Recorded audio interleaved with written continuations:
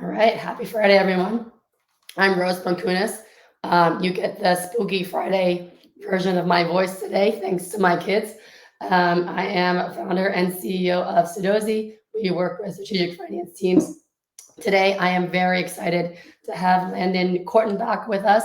Landon has had a fantastic number of experiences in different companies and really has a unique perspective of working with people and being a people first CFO. Welcome, Landon. Thanks for having me, Rose. Looking forward to it. Yeah, I appreciate it. Thanks for tolerating my special Halloween witch voice today. Landon, would love to hear a little bit about your early days and how you got to Beats. Yeah, absolutely. Also, timely, the spooky Halloween voice, right around Halloween. So nicely played. That's on Yeah, purpose. On purpose. early career. Started my career in public accounting as an auditor and did that for about 4.5 years. Got my CPA. I always like to tell people, audit for someone fresh out of college is both great because the experience you get is great, broad client base, you know, getting exposure to different things. It's also really bad because your job is fact checking and a lot of times telling people a lot more senior than you why they're wrong.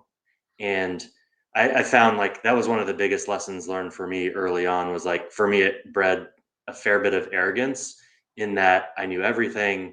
And to some degree it shut off some of my learning for a period of time because I thought I knew everything because my job was to tell people why they're wrong. But it's one I like to reflect on and I wouldn't change anything for a minute. From there, went on to do some consulting, work some industry. Fast forward, 7, 8 years, I ended up in Southern California or back in Southern California at Beats as a consultant. And within a week, I had an opportunity to go work there. And there's another one I like to joke with people. Like they could have offered me janitor and I would have gone there. It was just an absolutely intoxicating environment, some of the smartest people I've ever worked with. And it was interesting trying to work in what my philosophy kind of inherently was up to that point growing up playing team sports around people and getting the most out of people with like very hardcore strategic deal finance, right? Going through an acquisition with Apple, one of the biggest, most sophisticated players there are, and then the related kind of integration and transition.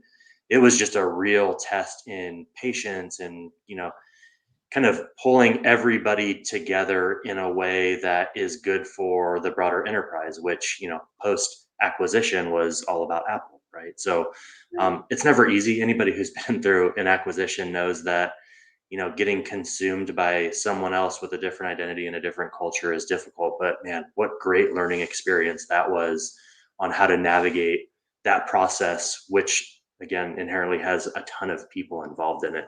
Totally. And yeah, when you got to Apple, what was like a story or an experience where you had to bridge the people or the culture or just processes from two different sides?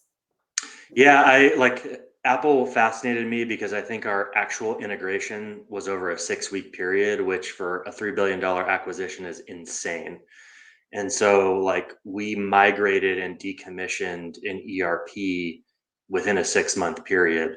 And that, if you think about just general coordination, you can't do that if people are down each other's throats. And so it was very much like communicate often, bad news Trade-offs. early, yeah, trade-offs, and ultimately it was incredibly successful. I've not seen an acquisition and integration since then or before then that was at that scale that went that smooth. And again, like there were challenges, of course, there were people challenges, process challenges, etc. But the fact that we cut over after that 6 weeks and never went back, I was just absolutely fascinating. Yeah. Definitely. And so, moving forward in your career, you wound up going to Magic Leap. Was there a people connection there too? How did that wind up happening? Yeah, so I followed the CFO from Beats, a guy named Scott Henry, to Magic Leap. Magic Leap is in South Florida. I took the job sight unseen, and so that should tell you what I thought about Scott Henry's decision making, how he evaluated opportunities, and then ended up moving my family across country for the second time in 4 years as a result of taking that engagement. And so the first year I spent helping to stand up a global finance function, and then I made a pretty deliberate shift into operations and technology, which is probably the biggest turning point in my career. I'd always thought a lot about people and the role people play in an organization, but where it really accelerated for me was when I stepped out of finance. And um, it's a combination of not being so binarily focused on income statement, balance sheet, cash flow, but also I ran a team that was 85 people deep. And so my every waking moment was about how do I best optimize the people that are part of this organization so they can do their best work. And so it shifted a lot from, kind of doing and reviewing into just how do I optimize the team? And a lot of that came down to how do I get people to operate from a place of happiness and fulfillment to really enjoy? And so all of that kind of cascaded into how I went out and recruited people and, ultimately how I evaluated people as fits for team, knowing that it's more than just a skills equation. You have to factor in EQ, curiosity, motivation to do the job. And so that was kind of what set me on this journey, with magically kind of being a real turning point in my career. Yeah. So in that those first few weeks, months outside of operations, what were some key people, whether before you made that transition or immediately after, that you really leaned on, either mentors or peers that really sort of helped you bridge that transition? Yeah, good question. One was definitely Scott, who brought me there and was so supportive in, me going and exploring a different role, even though it meant me going into the COO's organization. And the other was the COO, a guy named Hank Vlietstra, who I worked with for the next 4.5 years. And both of them just had like this uncontested faith that I could step into a role and do stuff that I had never done before. And sometimes the belief of others is stronger than the belief in yourself, which is odd, right? Because you're mostly harder on yourself than anybody else will be. But having those folks as kind of support and encouragement, man, what a game changer. And then it was kind of that where I looked back and was like, I want to be that. I want to be that kind of leader for everybody and not just, you have to do only one thing for the rest of your career, but really encouraging people to go out and explore. You don't know what you're going to find. You might tap into new passions or gain a new perspective. And that's the stuff I look back on and introspect a lot of, was like kind of how broadened my perspective got as a result of that experience. Yeah.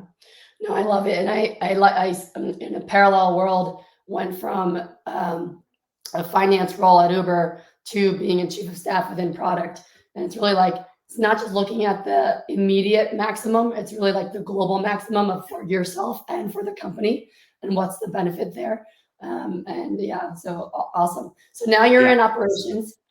Did you bring your Excel with you? What was your day to day like there? Yeah, it was less sophisticated than historically, right? And so Excel, like anybody will tell you, my love language is Excel. And so anytime I need to communicate in some way, my default is always going to be in Excel. And so the next 4.5 years in ops and tech, I wove it in where I could, but now being back in finance as a CFO, like I live, eat, breathe Excel every single day. Yeah. So in the operations role, did you still have to do, I'm guessing the answer is yes, but how much of your role, maybe a better question is how much of your role was still doing financy things, whether it's, reducing costs, making things more efficient, how much of it was truly, net new operational growth type projects? Yeah, the majority. So, still had to manage a budget. And I think one of the things for me within this was it was no longer just looking at line items and saying, keep this, delete this, like I would in finance, right?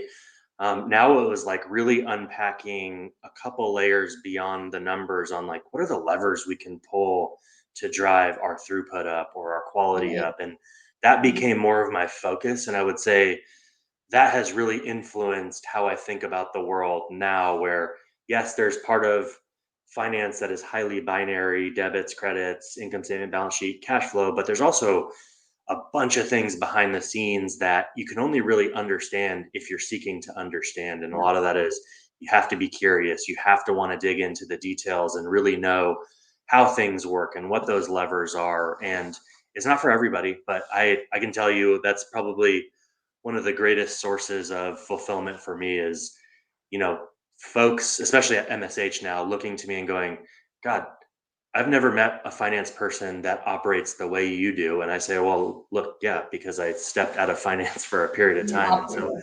Yep. my perspective had to change. Otherwise I would have gotten buried in my role. Yeah.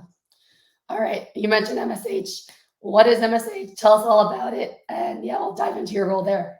Yeah, absolutely. I would say MSH is all things that are my deepest passion. And so we're kind of focused pretty heavily in this people space, recruitment and consulting.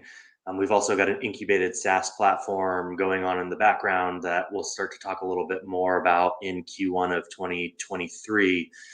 I know the CEO really well. I used to live like a 20-second walk from him in Parkland. He and I got to know each other professionally before personally. And so we really bonded over philosophy and the way we have always thought about running an organization. And a lot of that is with putting people at the forefront of everything you do. It doesn't mean people come before running a profitable or successful business, because ultimately all of that works hand in hand with one Right. another. Right. But it was really like this first role I took with my happiness, my fulfillment, kind of at the forefront of the decision and focused on who are the people I'm going to be surrounded with, what is the problem space, where's the Right. opportunity. And it's like I wake up stoked to go to, well, I say go to work, walk downstairs into my work from home office, and start working. And it'll be almost 2 years now, that I've been with MSH, almost 3 years if you count my advisory board role. And we're growing like crazy, 40% year over year at the top line, highly profitable business. But ultimately it comes down to the people. I absolutely love the people that I work with. Absolutely. And I know you're coming into the company. It was very, again, like people driven, right? Hmm. I guess as companies or as founders or CEOs are thinking of bringing on a CFO or a VP of finance, independently of you, Landon, where do Hmm. you think MSH was in terms of needing a CFO or needing someone to sort of head the function the way that you're doing it? Yeah, it's that's a hard one, and I appreciate the question because a lot of times, like, I wouldn't have got the same shot with other companies that I did at MSH. And part of that is because I don't have a traditional background. But what Oz, our CEO, saw was the non traditional. He's like, oh my God, outside of finance, this guy can help with Yes. X, Y, and More. Z. And I Yes. think that was the key. So I always encourage people, like, there's no silver bullet for hiring any role, especially CFO or head of finance. What you really have to ask yourself is, what do you want out of this Right. role?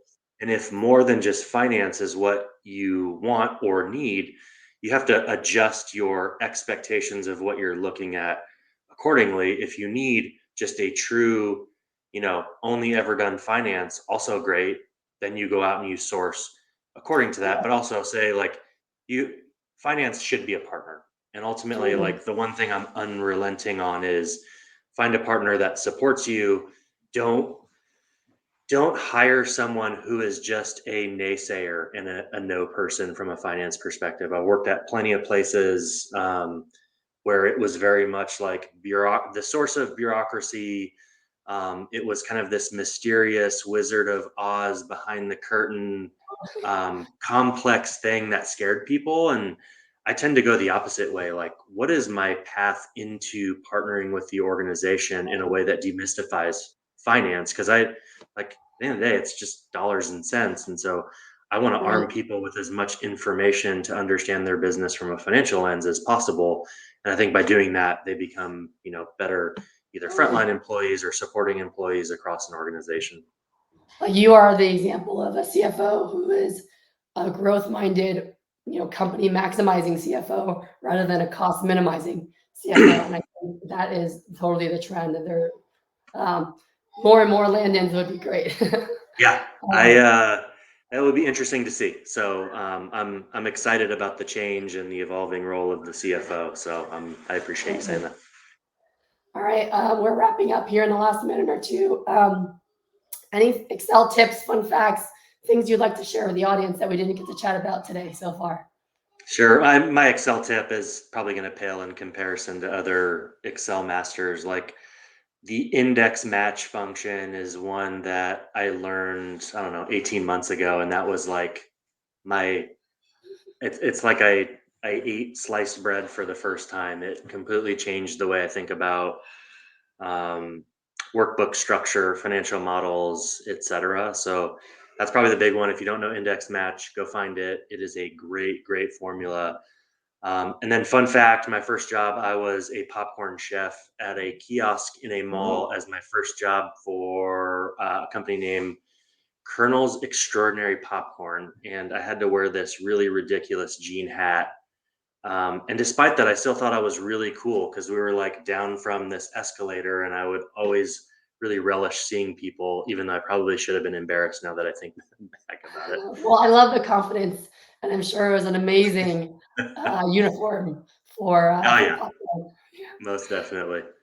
Well, Landon, thank you so much for joining me on this spooky Halloween Finance Friday. I appreciate your time, and we'll catch up again soon.